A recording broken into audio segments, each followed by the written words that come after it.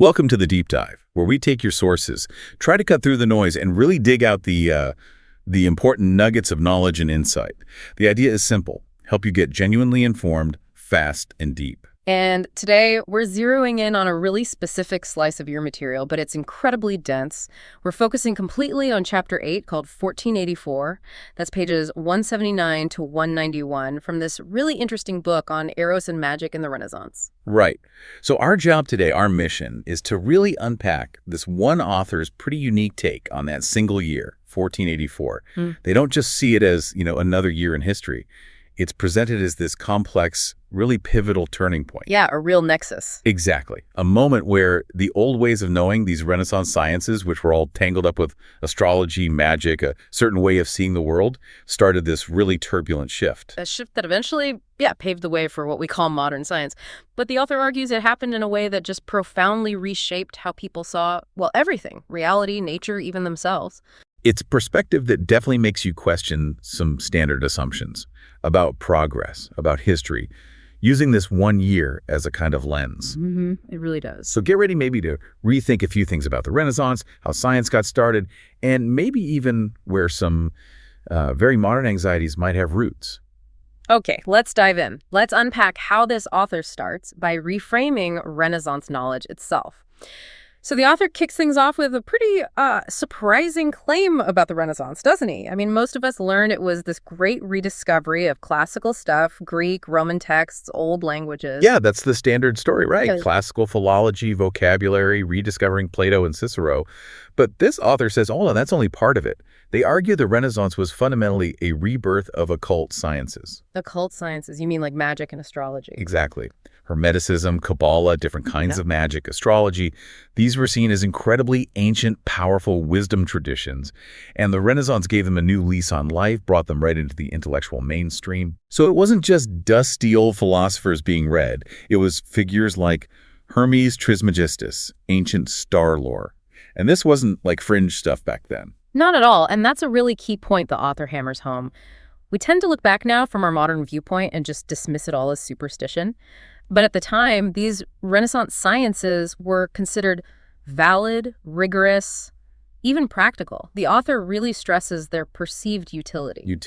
But wasn't it mostly just, abstract theories, divination and stuff? Well, the author pushes back hard against that idea. Yeah. Think about getting a degree from a top university back then, like the Sorbonne in Paris or Padua in Italy. Those degrees weren't just bits of paper. Right. They signified mastery over knowledge systems that people genuinely believed worked in the real world. If you had one of those degrees around, say, 1500, it meant something serious. It was seen as reliable, almost infallible knowledge within that social context. And it was used in practical fields, like medicine or politics. Absolutely. Medicine, political advice, even predicting the outcomes of battles. People really believed this knowledge was effective and applied it. The author gives this great example. Agrippa of Nettesheim. Oh, yeah, the famous occult philosopher guy. That's him. Now, even though he had powerful friends, connections, even royal privileges, he still felt he needed to use fake titles, fake degrees, just to get a position. Really? Why? Because the formal credentials, the ones linked to this whole body of Renaissance knowledge and handed out by these respected universities, they were seen as essential proof you knew your stuff. They held huge authority in that society. Wow. Okay, so that really undermines the idea that this was all just weird fringe beliefs. It was baked into the establishment. Precisely. And the author argues that our modern idea that these Renaissance sciences were useless or fundamentally flawed, that's what they call a posteriori explanation. Meaning we made it up afterwards. Kind of. It's a story we tell ourselves after modern science won out to justify why it won. It's not necessarily how people saw the value of that knowledge at the time. Okay, so if we really want to get how modern science emerged, we can't just dismiss the Renaissance period as, superstitious nonsense. Exactly. The author says you have to go right into the heart of what they considered science back then. And at the very core of that, astrology. It reigned supreme. Astrology specifically. Why was that the big one? Well, think about it. It was seen as the universal key, the science that explained the cosmos and how everything up there influenced everything down here on Earth. Right, the whole as above, so below idea. Yeah, basically, yes. And from that viewpoint, things like magic or medicine or even alchemy practices we might think of as totally separate. They could all be understood as like sub-disciplines of astrology. They were ways of working with the world based on these principles of celestial influence. So everything kind of flowed from the stars and planets, in their view. That was the dominant framework, the Yeah. master key to understanding nature and human fate. But, and this is crucial, this Renaissance worldview wasn't just pagan or secular, it was deeply woven into Christian doctrine. Okay, so the church was involved. Absolutely central. The church held that revealed truth directly from God in scripture and tradition, had total authority, absolute hegemony over any truth humans figured out through reason or observation. That included all these occult sciences. So even the fanciest human knowledge had to bow to God's revealed word. Yes, there was this definite hierarchy. And you need that backdrop to understand the author's really, really surprising take on how modern science actually emerged. They don't see it as this triumphant march of progress, where a better method just replaced a broken one. No. How then? They compare it to natural selection, like in biology. Natural selection, like Darwin. That seems a really radical way to talk about the history of science. It is, and it's probably the most striking analogy in this whole chapter. The author uses this image of a wingless fly. A wingless fly. Yeah. Think about a normal fly. Wings are pretty vital, right? For finding food, escaping things that want to eat you. So a fly born without wings is usually, it's a sick mutant. An aberrant product of nature, the author calls it. In a normal situation, it wouldn't last long. Natural selection would weed it out fast. Okay, makes sense. It's not fit for its environment. Right. But now, picture a very specific, very weird environment. The author suggests maybe a super windy island, like in the Galapagos. On an island like that, having wings is suddenly a disadvantage. How so? The strong winds constantly blow the winged flies around, maybe right out to sea. They get selected against. I see. And the wingless ones? The wingless ones, stuck on the ground, suddenly have the advantage. They survive. They are selected for in that specific harsh niche. They're the aberrant product that just happened to have the good luck, as the author puts it, to not get wiped out by those conditions. Okay, I think I get the analogy now. So the author's saying modern science was like that wingless fly. That's the core idea. Modern science wasn't necessarily born better or stronger or destined to take over. It was maybe something marginal, unexpected, an aberrant product at first. But it had the good luck to emerge and start developing during the really fierce whirlwinds of the 16th century. You mean all the religious wars, the Reformation, the social upheaval? Exactly. That specific historical ecological niche became incredibly turbulent. And in that turbulence, the author argues, this harsh natural selection hit the established Renaissance sciences, astrology, magic, etc., so hard that they just couldn't recover. Wow. So the old system kind of crumbled under the pressure. Yeah. Got weakened. And this new thing, modern science, maybe initially weaker or less established, wasn't built on those same foundations, so it managed to survive and eventually thrive in that changed, chaotic environment. So it's less about inherent superiority and more about survival fitness in a radically changing world. It flips the narrative from inevitable progress to contingent survival. And this really striking image ties us directly into why that specific year we're focused on, 1484, is so important in this author's view. Okay, so if astrology was the bedrock of Renaissance science, it totally makes sense that astrologers were watching the skies like hawks. And they were particularly keyed into 1484, weren't they? Absolutely. The author really stresses this. The massive importance astrologers gave to 1484 wasn't something they cooked up after stuff happened to explain it away. No, they genuinely believed, based on their calculations, that major things were predicted to happen either in 1484 or very close to it. It was a real expectation made beforehand. And what was the basis for these predictions? What were they looking at? It all came down to the theory of planetary conjunctions. This was a huge part of astrological forecasting, tracing back to figures like the Arab astrologer Al-Kindi. He developed this theory about greater conjunctions when the slowest planets, Jupiter and Saturn, lined up. Right, because they move so slowly, their conjunctions would be rare events and therefore really significant. Exactly that. Al-Kindi thought these big conjunctions happened every 960 years and marked huge turning points influencing nature, sure, but also shaping religious history, political history, kicking off whole new eras. Wow, 960 years? That's a long cycle. Huge. And later, Figures like Roger Bacon, building on Al-Kindi's disciple Al-Bumassar, kind of refined this. Bacon suggested that major figures, great personalities, prophets tended to appear at intervals of 320 years connected to these cycles. He listed people like Alexander the Great, Jesus, Mani, Muhammad as examples. Okay, so these conjunctions were cosmic signposts for massive historical shifts, maybe even the birth of world-changing individuals. How did 1484 fit in? Well, 1484 saw a specific important conjunction of Saturn and Jupiter, and it happened in the astrological triangle associated with the sign of Aquarius. According to the prevailing astrological framework, that specific alignment was believed to signal the coming of a little prophet. A little prophet. What does that mean? Like prophet light? Sort of. Not necessarily founding a whole new religion like Jesus or Muhammad, but still a really significant figure. The author explains, using sources from the time, that a little prophet was expected to bring major changes in laws, or introduce new religious ceremonies, or provide vital new interpretations of scripture of the divine word. So still a major force for reform or renewal. Definitely. Someone seen as an agent of spiritual change, maybe social change too, whose arrival was foretold in the stars. Were there specific predictions about this prophet, the one linked to 1484? Yes, there were. The author mentions Paul of Middelburg. He was a big-name astrologer, later became Bishop of Urbino, in a work he published right in 1484 called Prognostica ad Viginti Annos Duratura. Prognostications to last 20 years. Got it. Right.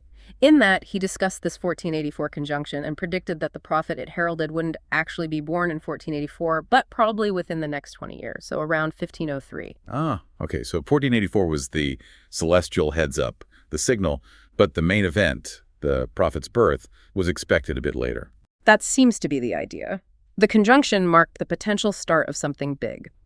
Paul of Middelburg described this expected prophet as someone who'd give an excellent interpretation of the scriptures, offer responses with great respect for the divine being, and crucially, rally human souls to him. This wasn't some minor figure. They were expecting someone with profound impact. And did they have ideas about where this person might show up geographically? They did. Based on the idea that different regions were ruled by different zodiac signs, Paul of Middelburg thought the prophet would likely be born in the land associated with Scorpio, which they understood to be Germany. Germany. Interesting. Yeah, and he even refined it, suggesting maybe northern Germany in a moderately warm, humid kind of place. Though the author points out not everyone agreed. Al-Bumassar, for instance, thought the prophet would come from a region linked to Aquarius, maybe further south. So there was debate, but a general expectation of a major prophetic figure tied to 1484, especially affecting Italy and Northern Europe. Absolutely. It was a live issue, a debated prediction based on their science. So 1484 was seen as this year just brimming with prophetic potential. But that same conjunction got linked to something much, much darker later on, didn't it? It did. And this is where you see that shift the author talked about from a prediction made before the event to an explanation slapped on after the fact, and a posteriori interpretation. The author highlights how the 1484 conjunction was later blamed for the horrific outbreak of syphilis. Syphilis, right, the Great Pox, which just devastated Europe starting around then. Exactly. Often called the French disease, because it spread so dramatically after the French King Charles VIII's campaign in Naples in 1495. It came over from the Americas, apparently, and just ran rampant for centuries. So this terrible new disease appears, and people look back for a cosmic cause, landing on the big celestial event of 1484. That's the pattern. The author points to Joseph Grunpeck, who was an astrologer at the court of Emperor Maximilian of Austria. Around 1503, Grunpeck wrote this treatise about the disease. Tractatus de pestilentiali siora sive maladifransos? Something like that. Okay. And he blamed the 1484 conjunction. He did. He explicitly linked this cruel disease, unheard of, to that Jupiter-Saturn conjunction in 1484. His reasoning was, well, Jupiter rules France, and Jupiter is a hot and humid planet, so somehow that conjunction caused the disease to jump from France into Italy and Germany. Bit of a stretch, maybe, but it fit their framework. It fit the astrological logic, yeah. And this interpretation wasn't just a one-off. The author notes it was picked up and discussed again much later, for instance, by the physician and astrologer Erotic in the 1730s when he wrote about venereal diseases. So 1484 becomes this focal point in the astrological mind presented by the author. It's simultaneously the sign of this great prophetic hope predicted beforehand, and years later, it's fingered as the celestial villain responsible for a terrible plague. A year loaded with cosmic significance for both potential good and undeniable bad, a real hinge point for trying to read meaning into the stars. In 1484 wasn't just about stars and disease. There was another major event on Earth that year, one with truly terrifying, long-lasting consequences, tied into human fear and church power. Right, because 1484 also saw the Pope, Innocent VIII, issue a papal bull, a formal decree. And this one, Summis desiderantes affectibus, is infamous, isn't it? Strongly linked with the rise of the witch craze. Deeply linked. The bull specifically recommended, urged really extreme measures against witchcraft, and it particularly targeted Germany. Now, the author mentions that Paul of Middelburg's astrological report about Germany might have put the region on the Pope's radar. Connecting the predicted prophet's location with this need for crackdown. Possibly. But the author suggests the bull's immediate trigger was Pope Innocent's personal encounter with a man named Henry Instatoris. Instatoris, yeah, that name sends chills down your spine. He's central to the whole horrific Maleficarum, right? Absolutely.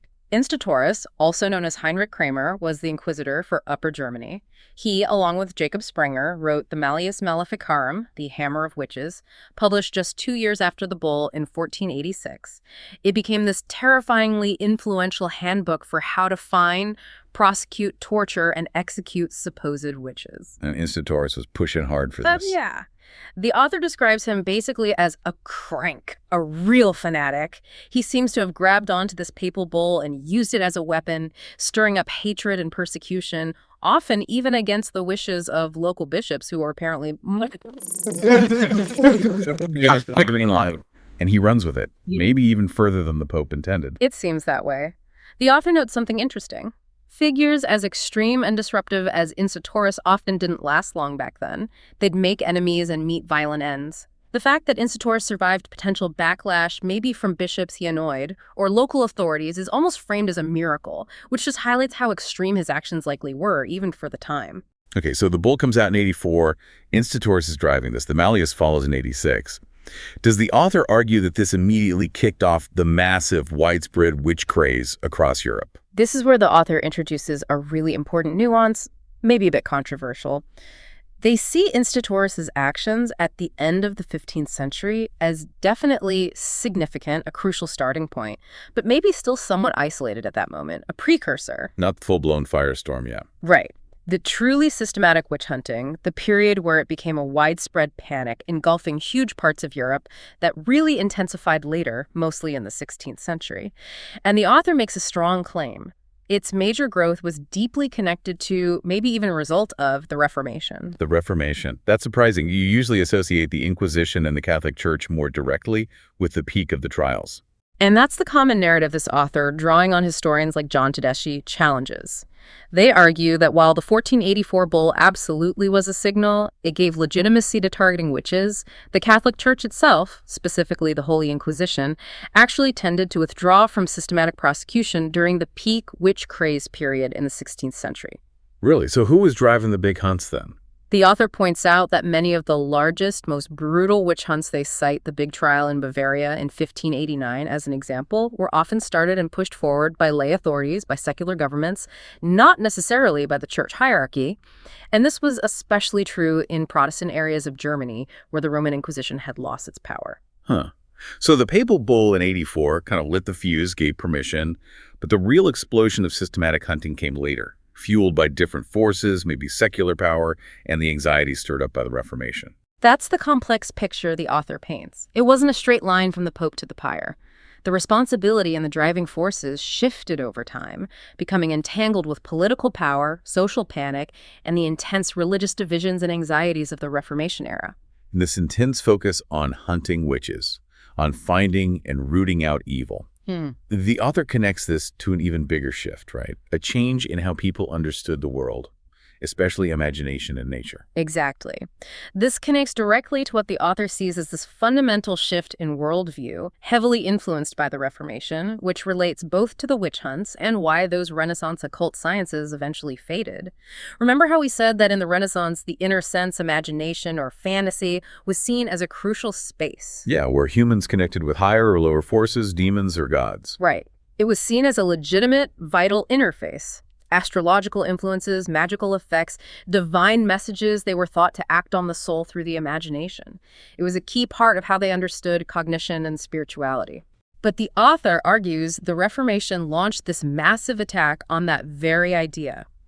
By relentlessly asserting that phantasms, the products of imagination, were inherently idolatrous and impious, potentially demonic, the Reformation dealt a devastating blow.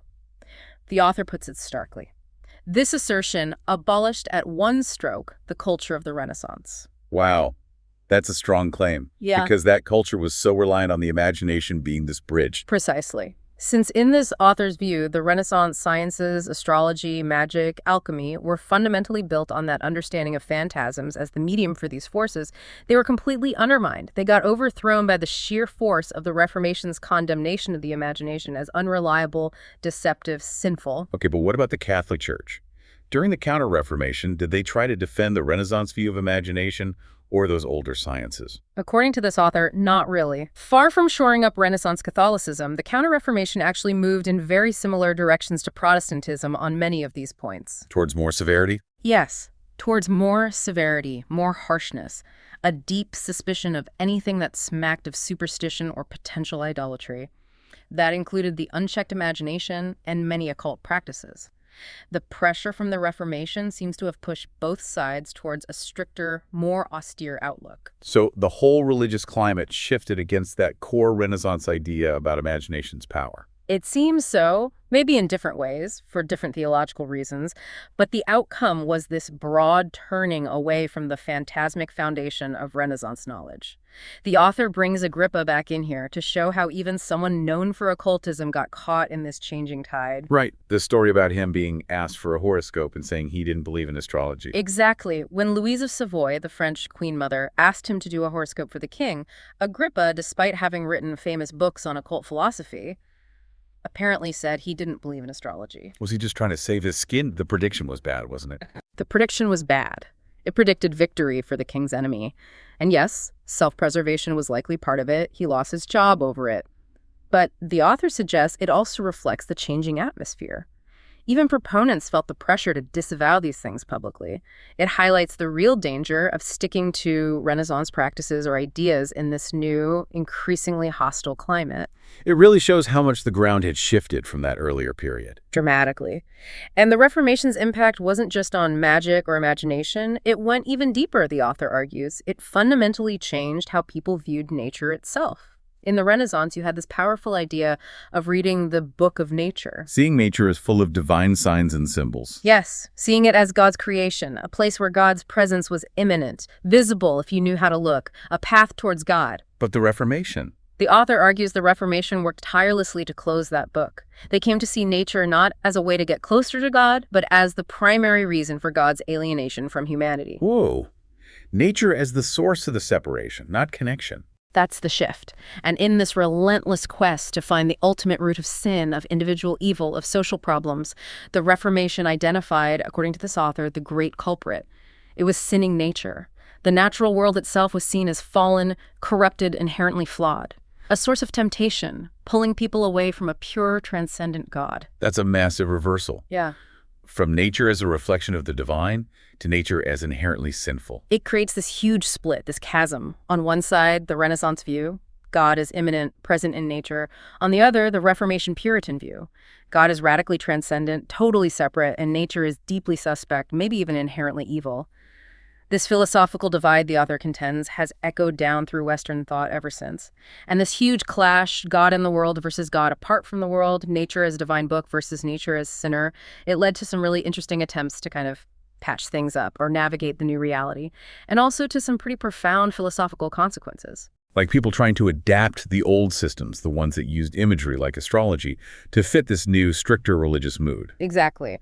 The author talks about these attempts to sort of Christianize the sky, especially in things like memory systems, using celestial images to remember stuff. Giordano Bruno's work, Spaccio della Bestia Trionfante, the expulsion of the triumphant beast, is a key example here. Right, that's where he swapped out the traditional zodiac signs, wasn't it? Yeah. Bruno basically kicked out the old pagan figures, the ram, the bull, the twins, all that, and replaced them with virtues and vices. The goal was to create a memory system based on the heavens that felt more abstract, more explicitly Christian, trying to make it acceptable in this changing climate, but still using that old astrological structure. Was he the first to try something like that?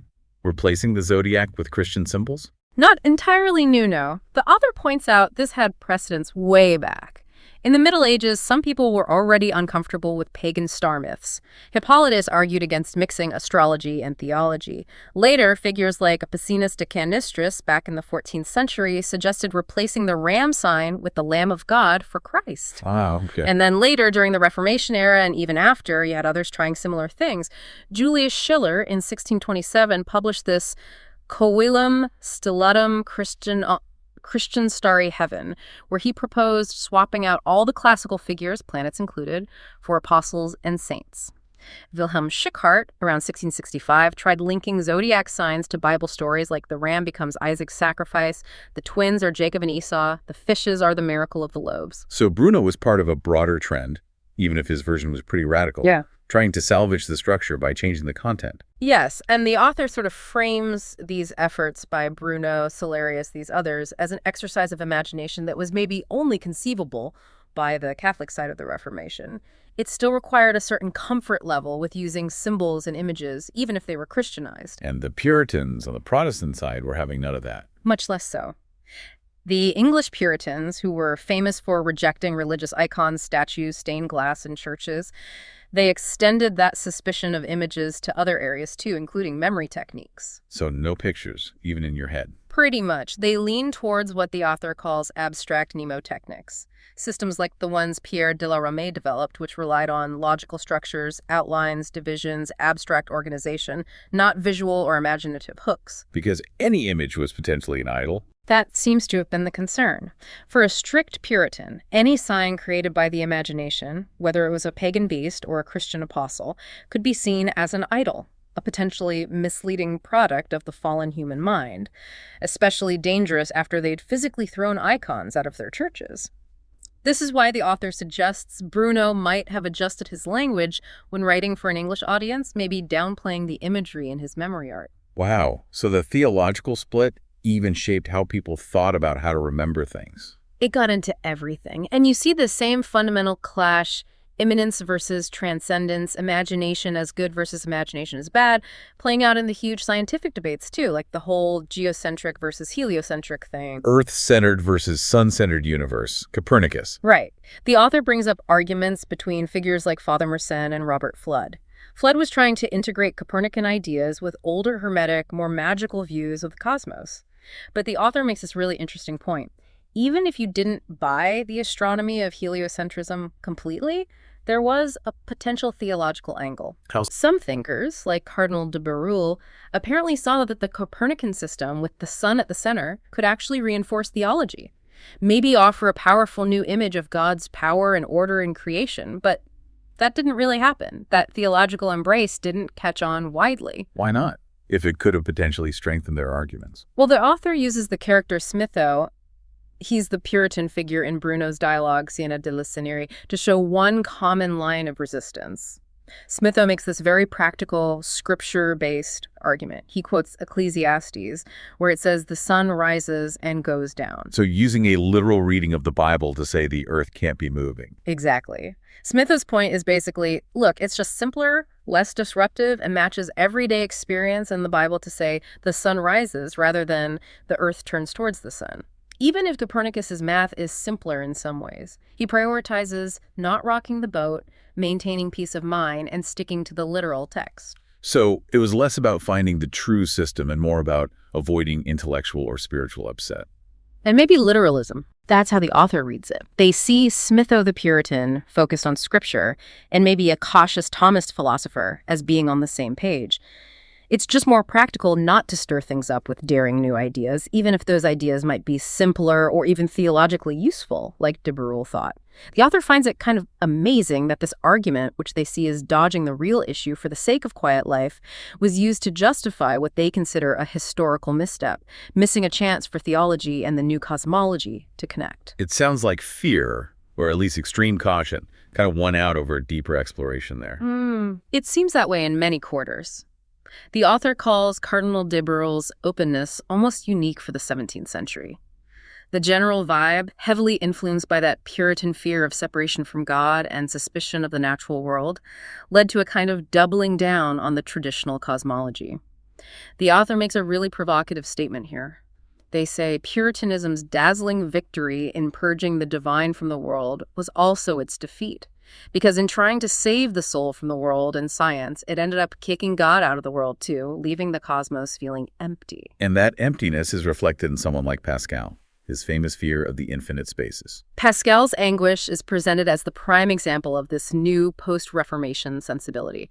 Why are those infinite spaces terrifying to him? The author argues it's precisely because God is not there. This is totally different from how Renaissance figures like Nicholas of Cusa or Giordano Bruno experienced infinity. For them, the infinite universe was full of God. God was immanent, present in every star, every atom. So Cusa's and Bruno's infinity was divine. Pascal's was terrifyingly empty. Exactly. Pascal's message, with its intense focus on God's absolute transcendence, his utter separateness from creation, and a rejection of anything like pantheism, God being in everything, that message is fundamentally Puritan in its feel, according to the author. They even describe Pascal's intense intellectual attack on the older, divinely infused Platonic cosmos of the Renaissance as a kind of nihilistic activity, almost foreshadowing Nietzsche's God is dead idea later on. And the author thinks Pascal's fear wasn't just about the vastness, but about the whole worldview he was operating within. Yes. The argument is that the anguish comes from holding on to this abstract and inhuman concept of the world, a world where God is far away and nature is silent or sinful. It's not the infinite space itself that's scary, it's the fact of being a Puritan, adhering to a worldview where God has withdrawn so completely that the universe feels cold, empty, and silent. And this massive shift, this divine withdrawal, also changed how people felt about human freedom. Profoundly. The author contrasts the Renaissance idea of freedom, maybe best expressed by Pico della Mirandola, with what came later. For Pico, free will was humanity's glory, our dignity. It was the power to choose our own path, to ascend towards the divine, to become like angels. Liberty was this amazing, elevating potential. Okay, and later? Compare that to someone like Kierkegaard, the Protestant philosopher. He experienced freedom as an agonizing sense of responsibility. Freedom became a burden instead of a gift. Yeah. When God pulls back into total transcendence, when the universe stops feeling like it's full of divine signs or reliable reference points, human freedom loses its context. It becomes terrifying, isolating, a crushing weight of responsibility because you've lost the map, the traditional points of reference, God and nature, the ladder of ascent through knowledge and will. The silence of God that Pascal felt. The author interprets it as really the silence of the world, silence of nature, a nature that no longer speaks clearly of God, a cosmos that doesn't offer easy paths back to the transcendent. So if you follow this author's line of thought, tracing these shifts, they argue that our modern civilization, the Western world, is still living in the deep trenches dug by the Reformation. We're still profoundly shaped by those historical events and the worldview changes they brought about. It sounds like they see the modern West as almost, yeah, like you said, a kind of inevitable or maybe even fatal outcome of turning away from that Renaissance perspective. That's very much the implication. The author explicitly brings in Nietzsche's prediction that the modern West would take on the character of a fatal result of the Reformation. It's framed not just as one path history could have taken, but as a trajectory set in motion by those fundamental shifts in how people related to imagination, nature, God. And they use that figure, Glauber, during the 30 Years' War as a kind of grim illustration of this outcome. Johann Rudolf Glauber, yeah. Living through that incredibly brutal war, he became convinced that the only way to get stability in Europe was for Germany to become the dominant power, a kind of universal monarchy. He thought Germany was destined for military and economic supremacy.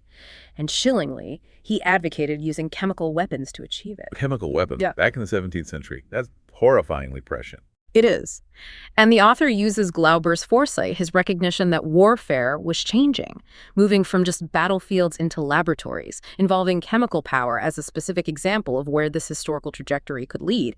A focus on control, on technological mastery, on dominance, possibly emerging from a worldview where nature is no longer sacred, but something to be manipulated, weaponized even. So there's a suggested line from the Reformation's view of sinful nature and distant God through a focus on abstract reason and power leading towards things like chemical warfare as a state tool. That seems to be the connection the author is drawing. Glauber's vision is presented as a kind of logical, if terrible, consequence of the path history took after those shifts described in the chapter.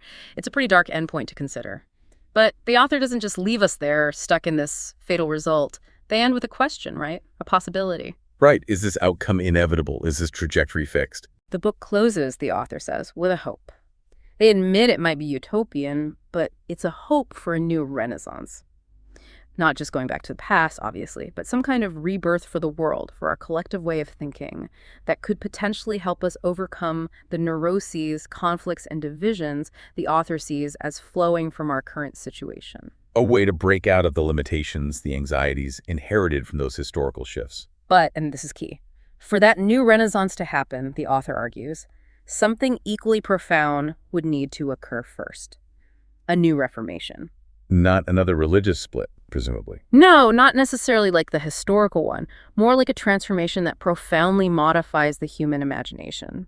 Something that impresses entirely new paths, new goals, new ways of perceiving reality onto our collective inner world. So, just like the First Reformation drastically reshaped imagination away from the Renaissance view, we'd need some new, equally powerful transformation of the imagination to create a different future. Exactly. It's a call for a really fundamental shift in our collective consciousness, how we perceive and relate to the world around us and within us. And that leads to the author's final, really challenging question. If such a massive transformation, this new reformation of the imagination, did start happening, would it actually feel good? Would it seem friendly and benign to the people living through all the upheaval it would inevitably cause? That's a heavy thought to end on. Even hopeful change on that scale is probably disruptive and scary while it's happening. Okay, so let's try to wrap up this deep dive into just this one chapter, Chapter 8, 1484. What are the main things you think we and you listening should take away from this author's perspective? Well, first, we've seen how this author uses 1484 not just as a date, but as this intense focal point. It's packed with astrological prediction. It marks the terrifying start of formalized witch hunting, and it foreshadows these huge shifts in thinking that were coming to a pike. Right. And the author really pushes back against easy ideas of progress. That wingless fly analogy is powerful, suggesting modern science maybe didn't win just because it was better, but because it survived a really turbulent historical moment that wrecked the older Renaissance systems. Yeah, that's a core argument. And then there's the huge impact of the Reformation, as presented here. Its attack on imagination as idolatrous, its reframing of nature as fundamentally sinful, leading to this worldview of a distant God and a suspect world. The author connects that directly to anxieties we still feel from Pascal's fear of empty space, right up to Glauber's vision of technological dominance. And it all culminates in that final, unsettling question the author leaves us with. If our current problems, our anxieties, are rooted in how our collective imagination and perception were reshaped back then, what kind of deep transformation, the new reformation of the imagination, might be needed now? And crucially, what would it actually feel like to live through that kind of fundamental change? Definitely something to chew on, thinking about how these echoes from 1484 and the centuries that followed might still be shaping our world today. Indeed. Thanks for joining us for this deep dive.